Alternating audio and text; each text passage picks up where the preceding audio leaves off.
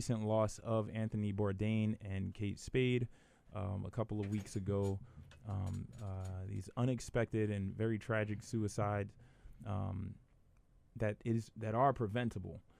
Basically, when we talk about some of the diseases that we talk about each week on this program, this is something that, just like the gun violence that we talked about weeks ago, this is something that is totally preventable and something that does not have to happen, right? And that's why we really need to sort of take a look at ourselves, take a look at each other, and deal with this issue.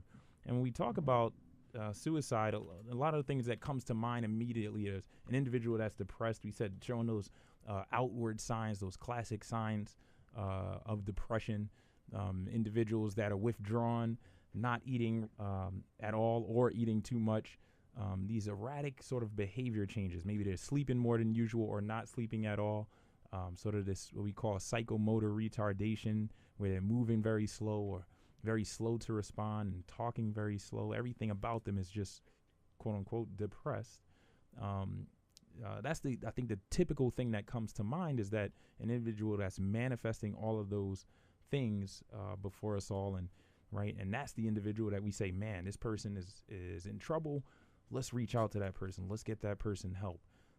But as we've seen over the last couple of weeks, that's not always the case. Unfortunately, we can be taken by surprise when things like this happen, where individuals, by all outward appearances, are very happy, energetic, very successful, however you want to define that. And this is why we really need to come to grips with this as a nation and look at each other and sort of respond. And there are other things that can increase one's chances of committing suicide or can be a reason for suicide. And when we look at those things, everything from financial stability, housing can actually be the cause for an individual that goes on to commit suicide. Relationship issues, substance abuse or misuse, right? These are some of the things that can actually lead one to take their own life. And so it's not just the typical things that we look at a person as maybe had some difficulties long-standing or showing those outward signs of depression.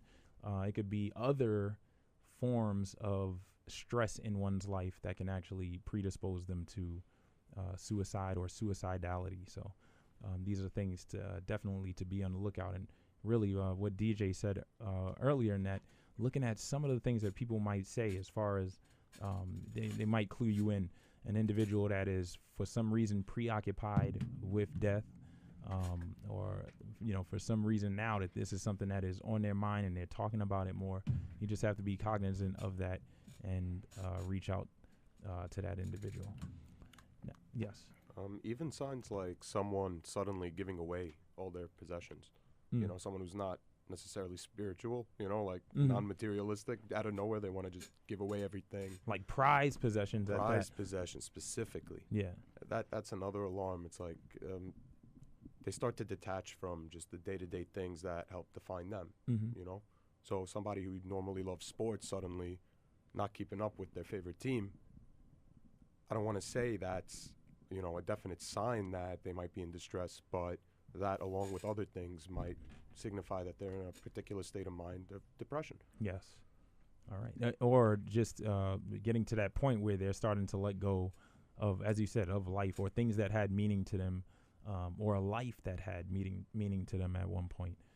And they're getting to that point where this might be, or suicide, we're saying, might be sort of the only way out for that individual, which we know is not. There are other means to deal with these issues. Now, one thing that we want to get across tonight, ladies and gentlemen, is the strength in being vulnerable, and some of the mechanisms that we have during childhood, right, in terms of expressing ourselves and letting individuals know when we're upset, letting people know when we're sad, right? You'll see a child, my daughter, she's 2 now, and there's no question about it. When she's sad or she's frustrated with something or just not in a good mood, she lets us know. There's no secret about it. She comes forward, whether it be crying or whether it just be, you can see the look on her face that she is distraught about something. And she'll come forward with that and express those emotions. And we'll see that actually all the way up through grade school, even middle school. But then there's some point where individuals start to basically internalize these things, these feelings that they're having. And basically it has to do with how we sort of value expression in our society, where individuals that do that, right? So if a person comes to work and says, man, yeah, I'm just, you ask somebody how they're doing and they're like, oh, yeah, it's just, I'm doing terrible. One, it catches you off guard, like, wait, terrible? What's going on? What happened? But then, that person especially in certain work environments, maybe in, let's say, an organization such as CNN, right? These high, very prestigious institutions, very high demand professions, where individuals come out and say something like that. Yeah, I'm feeling terrible, man. Like I'm having difficulty sleeping. I'm feeling sad. I got all of these things going on. That might be perceived as weakness, and that's something that is really true just in this society in general, where we're not allowed to express how we're feeling, what's going on in our lives, and reaching out for help. These are not things that are valued in this society, and what we end up doing is just taking all of this stuff on by ourselves and going out and dealing with it every day in various ways, some healthy, some not so, right? And we talk about the use of substances in order to deal with these issues, the sort of withdrawing, as you said, giving away possessions, or just not being around with family and friends, other things that are protective, really, those things that we enjoy, the people that we enjoy. Ultimately, it gets to a point where, as we said, this might be a viable option for a person that's having such difficulty, right? Where nothing else is sort of satisfying them anymore. No one appears to be listening, or they feel like no one cares. And it's probably not that. It's just that for them to come forward and say, like, look, I'm having trouble, that's not going to happen. And if we don't notice it in one another, then that person is sort of left on their own to figure it out. And when we say figure it out, this becomes a viable option for those individuals. I feel like, it's especially like with men, they have to keep up this persona of being tough and macho. So especially like when it comes to them for expressing their feelings or emotions, they're very much like shunned, in a sense that this is not how men should typically act in society. So that's especially hard for them. And it's just important to know that, you're stronger in sharing your experiences and dealing with your problems instead of just bottling it up. As we said, strength and vulnerability, yes.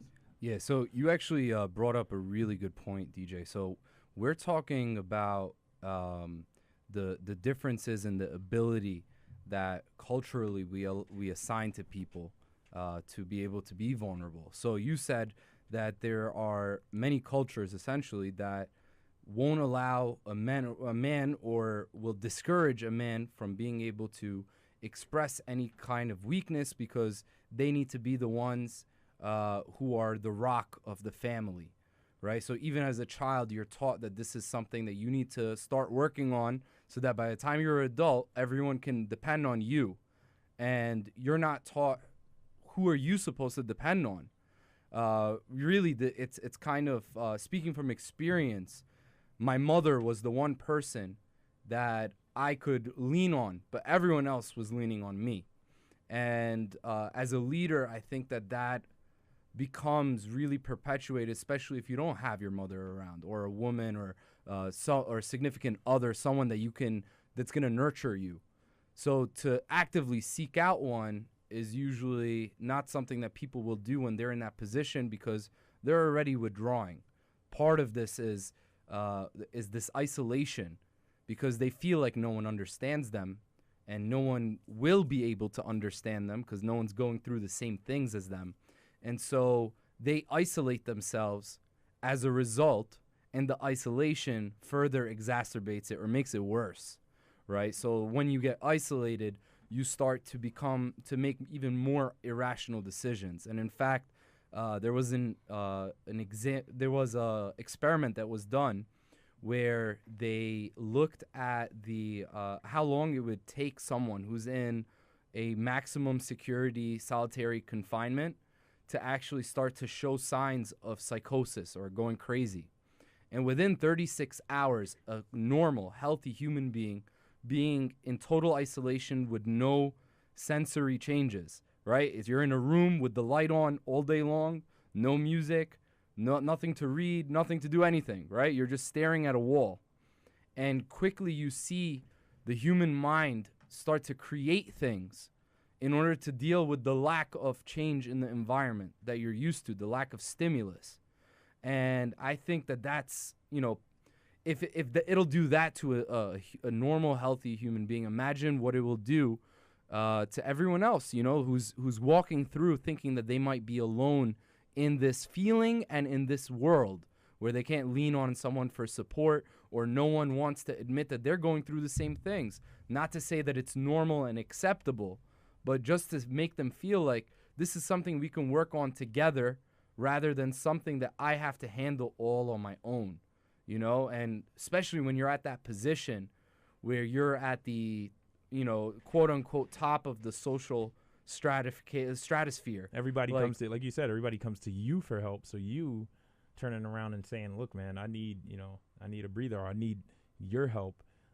It's very difficult. And just to add to it really quick before we go to break, one thing that I know from my own experiences was that, I always feel like I don't want to be a burden on individuals. So for me to come forward and say, yeah, man, I'm having trouble here, and this is what's going on in my life, and maybe if you can help me with this, that might take some things off of me. That's extraordinarily difficult to say. And this is myself. I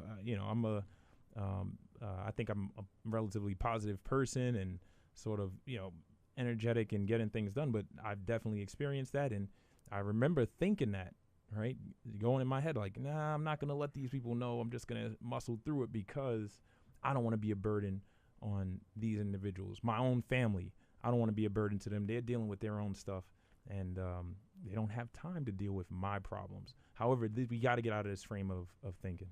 Right, and what you're explaining is something that's very common. So you're an ER physician. So you're a doctor, and the physicians and people in the psychological fields, so psychiatrists, psychoanalysts, and clinical psychologists, or even social workers, and people who everyone comes to them, guidance counselors. People are coming to them for relief on a day-to-day basis. These people are the most at risk for suicide and have the highest rates because they feel like they can't burden anyone. People are coming to them, right? So you see that happening. And then back to the cultural thing, especially as a black man, you have the fact that you have to be macho as a man, and you have the fact that you have to, for black men, a comedian summarized this the best. I think it was Chris Rock. He said That would probably be true. Yeah, he said the only if time anyone said it, yeah, I'm sorry. No, it's okay. The only time that a black man is allowed to express himself in that manner is either at a funeral or when he's playing a saxophone. That's the only time that you're able to get these emotions across, and you're allowed to be emotional in public. The rest of the time, you got to keep it gangster. You have to man up. You have to make sure that you have the strength that people are going to be relying on, and it's the same thing for the South Asian and East Asian cultures. Same thing for the Middle Eastern. Same thing for the Hispanic group. It's just kind of universal almost. This idea that if you are a man, you're supposed to not let it out. If you are a leader, you're not supposed to let it out.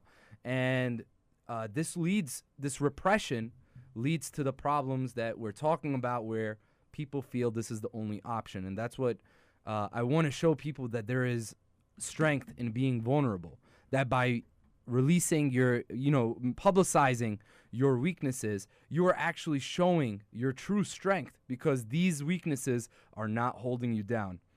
All right, ladies and gentlemen, I'm sorry to let out that word spit, but we're going to take a 2-minute break, and we will be right back. Please don't touch the dial. You're listening to Health in Harlem here on WHCR 90.3 FM, the voice of Harlem. WHCR 90.3 FM, New York. Millions of girls in the world are still being denied education, meaning they are denied the opportunity to be liberated from hunger and poverty. At this very moment, women make up more than 2/3 of the world's illiterate people. Other statistics show that just 39% of rural girls attend primary school, which is fewer than the 45% of boys who get to attend. These factors place young women at a great disadvantage in the world, indicating that gender inequality is a major cause for why there is a great number of women and girls who are chronically hungry and poor in the world. These give enough reasons for why women need education. Girls' education not only strengthens the economy, but it also creates jobs. When girls are educated, they become healthier citizens who raise healthier families, meaning they are less likely to marry young or contract HIV/AIDS. Each additional year of school for a girl reduces the death of babies and the rate of child marriages. Communities are stronger when the women are empowered with education. There is hope for the future if girls are given the chance to become who they want to be. For more information on how you can help girls receive education, visit www.malala.org/girls-education.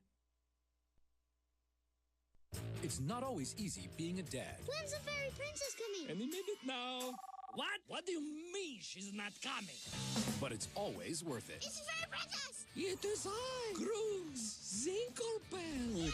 The smallest moments can have the biggest impact on a child's life. I know it's really you, Drew. I'm just pretending for the other kids. Take time to be a dad today. Call 877-4DAD-411 or visit fatherhood.gov. Brought to you by the U.S. Department of Health and Human Services and the Ad Council.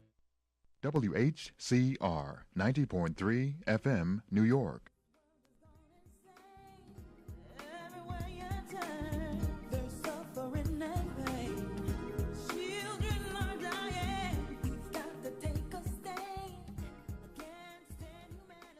Yes, indeed, ladies and gentlemen, we've got to take a stand. You heard the song. You're listening to Health in Harlem on WHCR. My name is Maurice Selby. My name is DJ. And my name is Giorgio Malouf. And my name is Alec. Excellent. And ladies and gentlemen, tonight we are talking about suicide. Yes, that's the big topic for tonight. And also we want to get out there that there is strength in vulnerability, asking for help, letting others know what you're going through. And it doesn't have to be the entire world, right? Individuals that are close to you, a coworker that you feel comfortable confiding in, anyone that will listen, that might understand you and be able to offer a listening ear and help you even potentially come up with solutions to those things that are giving you difficulty. There is strength in that, and that's the way in which we can sort of deal with and survive these daily stressors in our life. Now, one thing that has been shown recently, ladies and gentlemen, since the advent of social media, we do know that the rate of suicide has been sort of on the rise. And we said at the beginning of the show, from 1999 to 2016, the CDC actually seen an increase in the number of suicides in this country, upwards of 30%.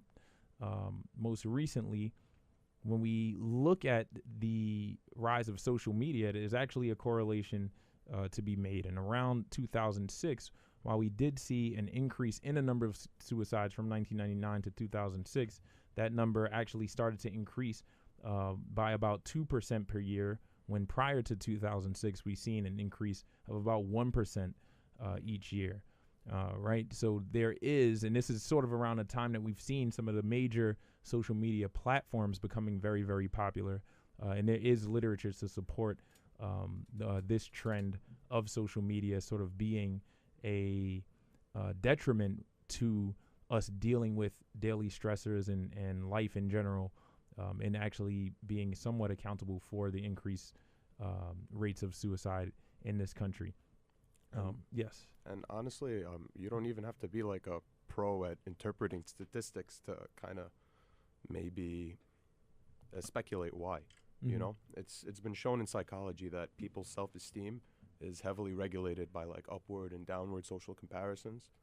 And on social media, everyone's trying to put forth their best self for most cases. Mm-hmm. You know, they put out this ideal picture of their life, and that kind of skews the natural flow of things.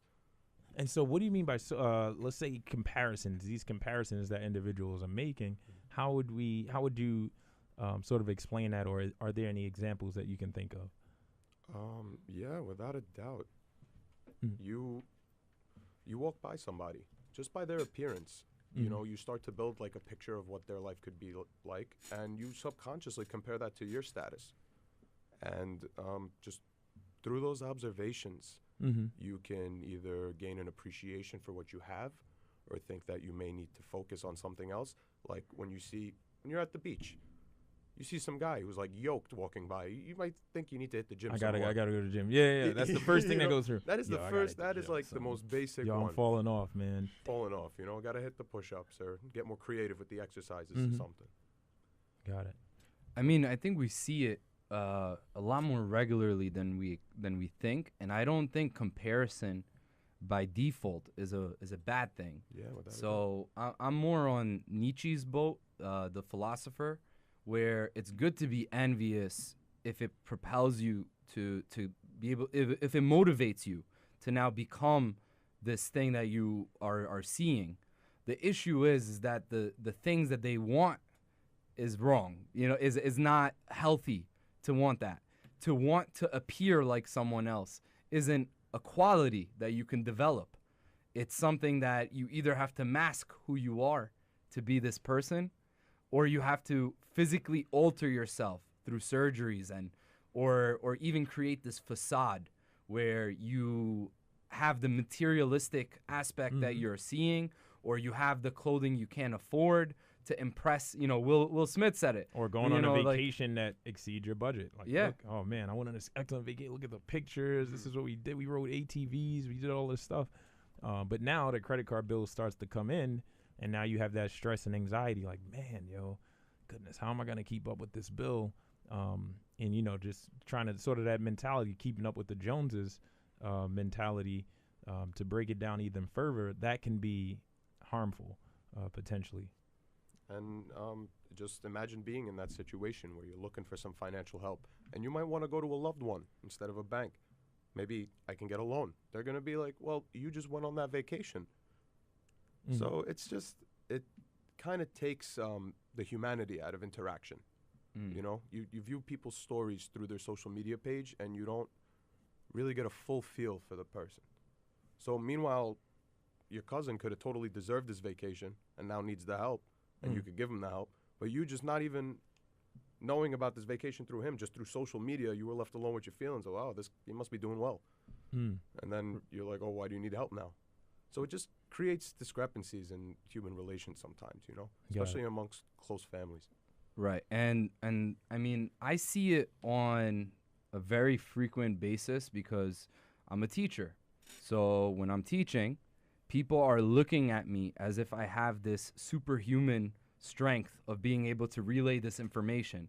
They don't put themselves on the same playing field as me. We do it to our parents. We do it to our bosses. We do it to everyone.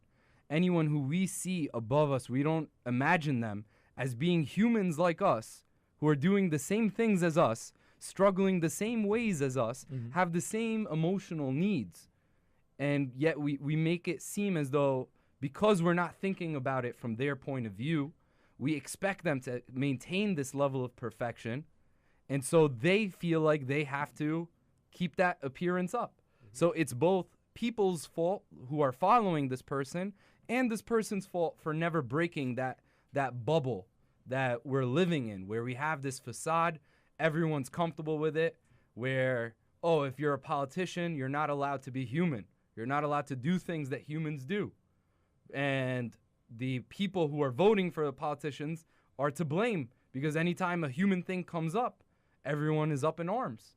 Everyone's ready to destroy this person's career.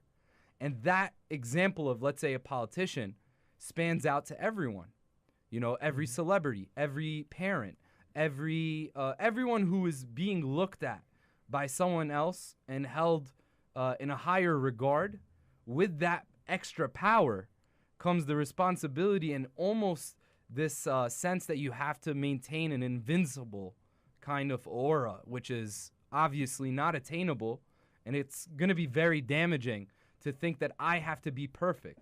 So there's this illusion of perfection, and I think that's one of the main issues that we have as a society, and social media really captures that and really emphasizes it, because we only see a snapshot of that entire day, and we imagine that the rest of the day, based on that snapshot, is going to be following this narrative that we've created, this fantasy that we've made.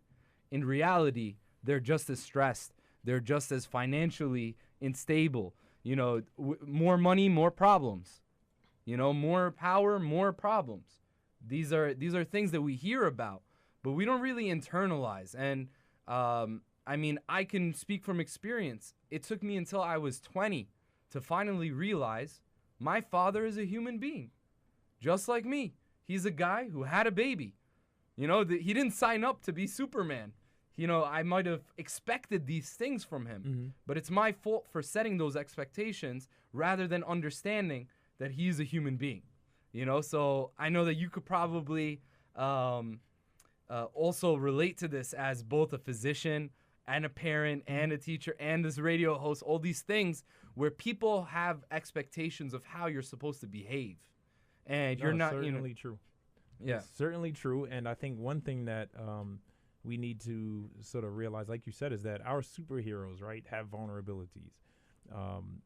And there are times we can see it over and over again with Superman himself being helped by other characters in those comics.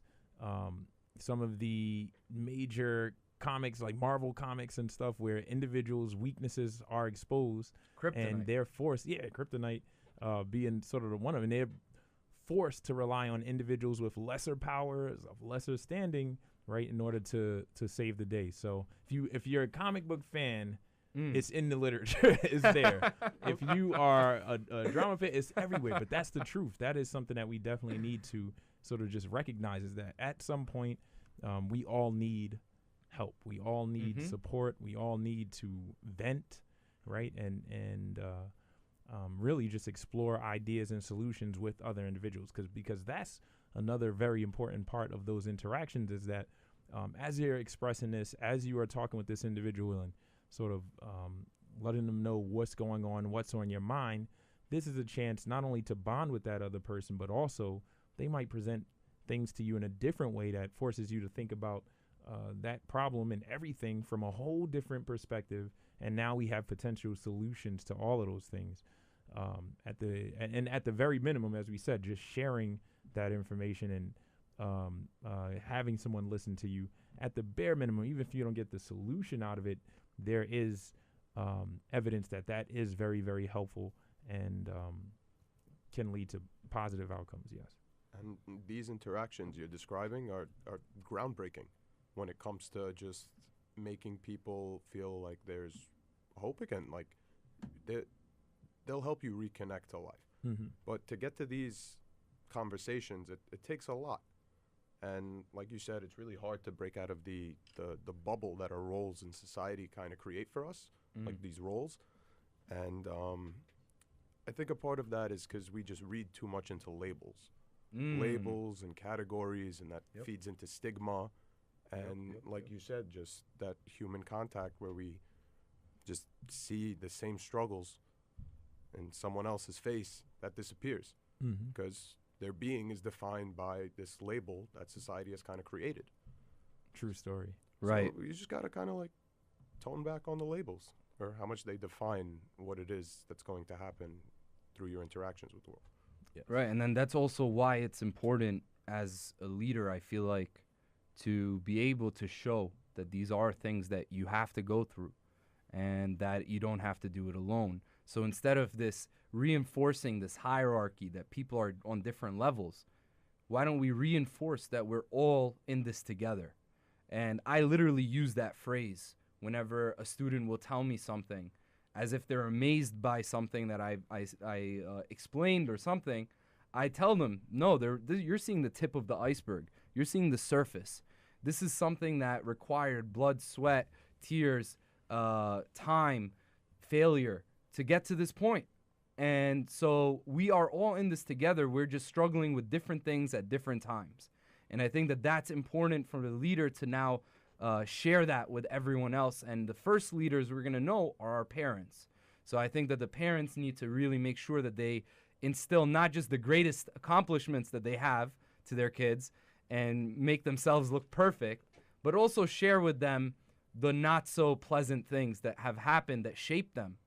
And going back to all of this, I feel like whenever we speak to other people, another really damaging thing that we do, and we actually have spoke about this on the show before, is that we tend to really invalidate other people. So what that means is you come to me and you tell me, oh, I'm stressing about this. And I tell you, oh, that's nothing. You'll be fine. And that's not something you should be telling someone, because to them, that struggle is real. And you telling them that, oh, you'll be fine, or dismissing them almost, is basically letting them know that this is not normal for you to be struggling this much with this, and that this is something you need to deal with on your own. Instead, we should be asking, well, what about it? How can I help you? What is it that is actually bothering you? Listen to the actual depth of the problem, because that simple thing of invalidating someone or negating them is going to lead them to feel further isolated. So when we had Dr. Diana Puñales on the show, the clinical psychologist at City College, she's the director of the psychological wellness center. She basically explained that the things that you need to make sure you don't do is you don't negate someone whenever you're listening to them, that you don't invalidate them, and you never minimize what they're feeling. So instead, try and understand them, because a lot of times there are cries for help that we ignore, and this is something that we need to be better about expressing. But it's not just about the people who are expressing it. The people who are listening also have to be better listeners. And that's you, that's me, that's everyone. You know, like, I'm guilty of it. I have someone who's very close to me who, whenever they express their pain with rheumatoid arthritis, I didn't know how to respond at first, because I was never taught to not look for a solution. So I always was taught that whenever you have a problem, there's a solution. But sometimes there is no solution. And sometimes the solution is being there for that person and listening to the full scope of everything that's actually happening internally. And that's the difference between them feeling like not only do they have something that they can't ever fix, but they also don't have anyone who understands them while they're going through it. So that was a big lesson I had to learn. And I hope that you guys also take that away from this show, that you, whenever you're listening to people struggling, that you don't compare your struggle to their struggle. You don't say, no, you're going to be fine. Oh, everything's going to be okay. These are things that we do because we're lazy. We do it because we don't know better. And we need to start knowing better. It's time for a change. Right, and not only will it, shatter their confidence and make them feel bad about themselves, most likely when they're going through other problems or something more serious, they're not going to be willing to share because of that negative experience that they had in sharing the first time. Mm. Yeah. So basically what we're talking about, ladies and gentlemen, is like me minimizing Imani's bruised knee and telling her, like, man, that's not a problem. What are you whining about? That's not a big deal. One time or I you tore broke your my toy. ACL, Yeah, right? one time I tore my ACL, kid. What are you doing? She's 2. She's 2. It's the worst thing in the world to bruise your knee. It's the worst thing in the world to have your teddy bear's head taken off. Not that that happened. What are you doing at I home? know. It's terrible. But yes, and I've been guilty of it. I can definitely say. Yeah. I know Christine is listening. Some of the things that she was going through, especially as a first-time mom. Instances where I just didn't understand. I'm like, oh, it's fine. Everything is okay. I think we're just, you're just making something out into more than it actually is. And that's exactly what we just talked about. We cannot do is sort of invalidate each other's concerns, each other's struggles in life, because we all are going through something and it's difficult.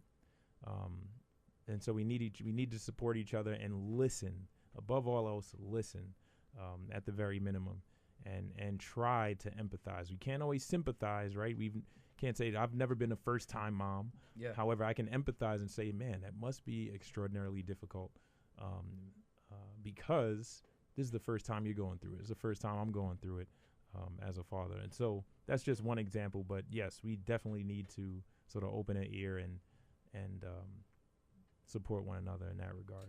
Right. And then that's what I think will encourage people to want to be able to open up and be vulnerable.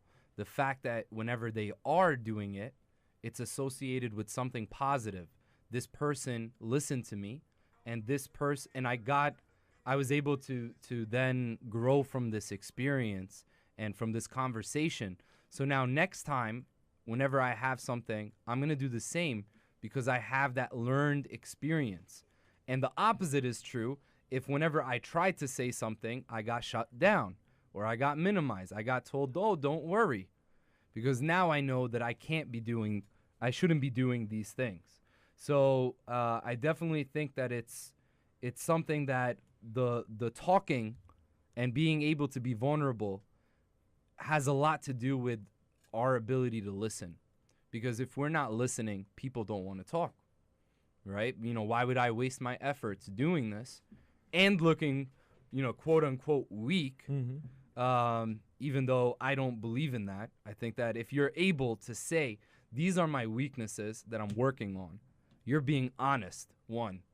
2, you're being very strong, because a weak, insecure person wouldn't be able to identify that they have something that's not perfect about them, that they're not proud of.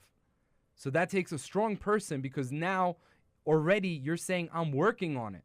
You're showing that you're going to get better. And that's strength versus saying nothing and ignoring it or denying it.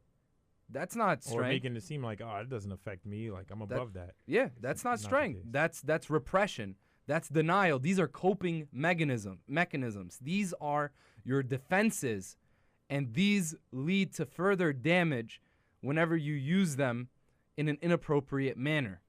So you need to be conscious of the way that you're listening to people, the way that you're talking to people, and how these words that we use so easily, we just throw them out. They can mean a difference between life and death, literally. So I definitely think that we have a lot to work to do as a society, myself included. Yes, indeed. All of us, right? Strength and vulnerability. We all need this, and we need each other, most importantly. Now, ladies and gentlemen, we do want to sort of leave you with a resource. If you are having difficulty or you know of somebody that needs help, I want to give you the number to the National Suicide Prevention Lifeline. The number is 1-800-273-8255. Once again, that number is 1-800-273-8255. And that is to the National Suicide Prevention Lifeline, available 24/7 anytime you're experiencing difficulty or know of someone else experiencing difficulty that you've reached out to them and want to get them help. You can use that as a resource. And as we said, there is strength in vulnerability. I hope we've proved that and made our case tonight for you all out there, ladies and gentlemen. And this is, right, if there's no one else to turn to, or you just need to get some stuff off your chest, then definitely take advantage of that resource. It is there for all of us. And I want to thank my colleagues tonight on an excellent program, and just for being vulnerable, right? We definitely expressed some personal stuff on this program tonight too. And so, yes, we did it, ladies and gentlemen. I hope you're up to the challenge out there to do so as well. Also, I want to thank you, the listening audience, for tuning into Health in Harlem. And we'll also want to thank you in advance for going out and sharing this information with anyone around you that will listen, your family, your friends, coworkers. Just make sure that we spread the word on what you learned tonight. And ladies and gentlemen, you have Vinny B and the Vinny B Showcase coming up next. He just walked into the studio. This show is dedicated to the memory of Miss Gloria Thomas. Harlem, take care of yourself. WHCR 90.3 FM, New York.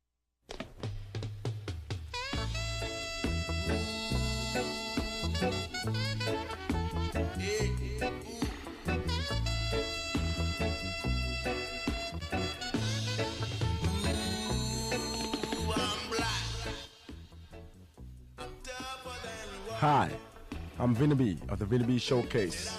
Tune in every Thursday from 8 to 12 midnight for some solid cultural roots music and some sweet lovers rock. Also, informative interviews and giveaways. Right here on the Vinny B Showcase every Thursday, 8 through 12.